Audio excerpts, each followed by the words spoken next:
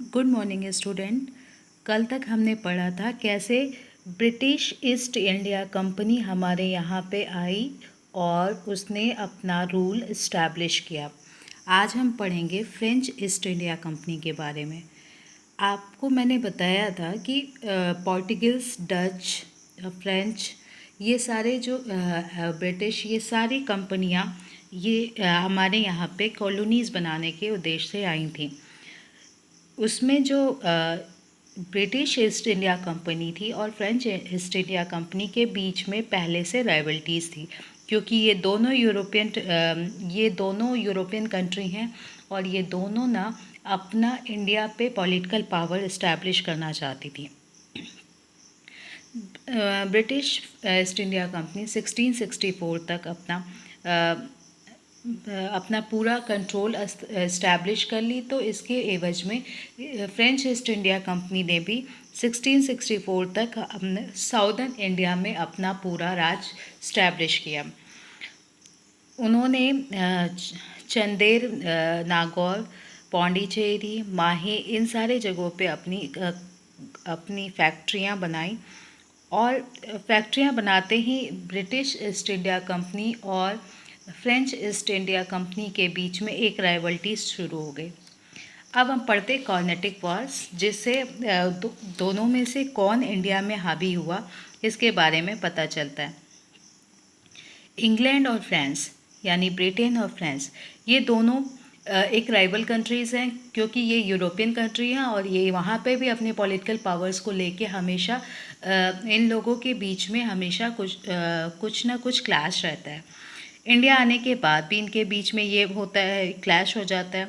अब ना 3 kinetic war होता है। कैनेटिक वॉर का मतलब कर्नाटका के रीजन में 3 वॉर हो रहा है, तो इसको एंग्लो फ्रेंच कैनेटिक वॉर के नाम से जानते हैं।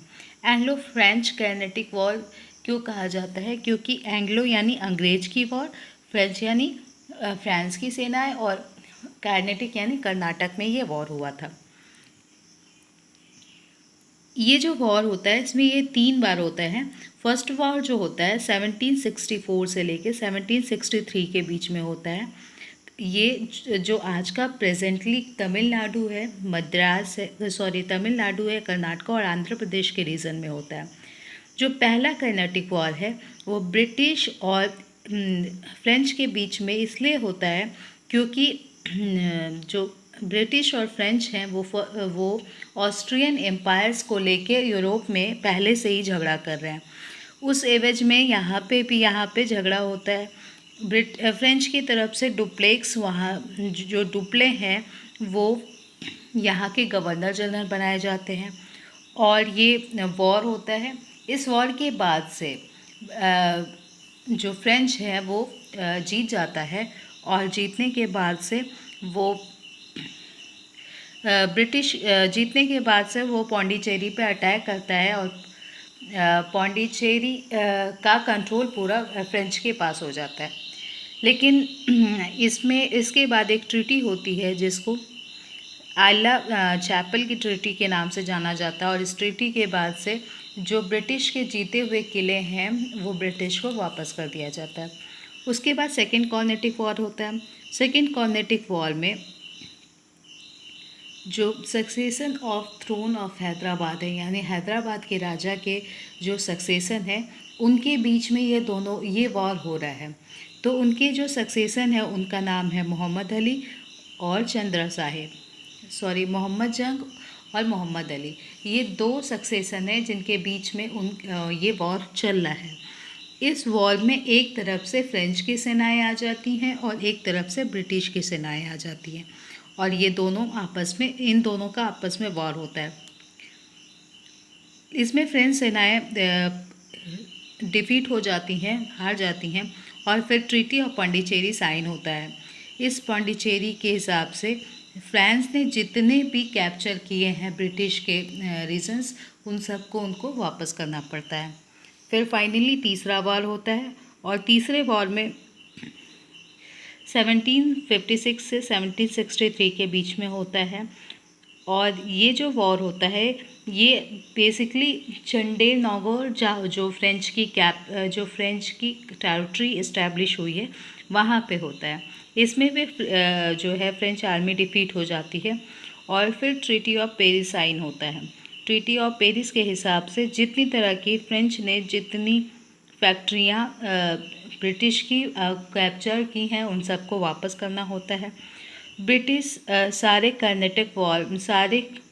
कर्नाटका में और अपना पूरा कंट्रोल अब इस्टेब्लिश कर लेता है और फाइनली जो है फ्रेंच को यहाँ से मूव करना पड़ता है। तो 3 वॉर आपने देखा। 3 वॉर कौन कौन सा? 1746 से 1763 के बीच में, 1749 से 1754 के बीच में और 1756 से 1763 के बीच में। ये 3 वॉर, इन तीनों वॉर में फर्स्ट वॉर में फ्रेंच जीतता है और ब्रिटिश और फ्रेंच के बीच में एक ट्रीटी होती है। फाइनली उस ट्रीटी में दोनों जो एक दूसरे के जीते हुए रीजन्स हैं वो वापस कर देते हैं।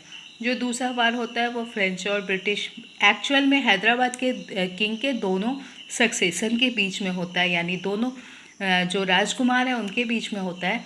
बट ये जो एक तरफ से फ्रेंच की सेना और एक तरफ से ब्रिटिश सेनाएं एक दूसरे के साथ मिल जाती हैं, जिसके कारण ये war French Anglo Indian war में कन्वर्ट हो जाता है और फाइनली इसमें ना फ्रेंच डिफीट हो जाता है और ब्रिटेन विन हो जाता है और फिर ट्रीटी होती है और ट्रीटी के बाद से जितना फ्रेंच ने जितना ऑक्युपाई किया है ब्रिटिश टेरिटरी को उसको वापस करना पड़ता है। थर्ड वॉर के बाद फ्रेंच लगभग इंडिया से मूव कर जाता है और इंडिया में ईस्ट इंडिया कंपनी यानी ब्रिटिश ईस्ट इंडिया कंपनी की गवर्नमेंट बनती है।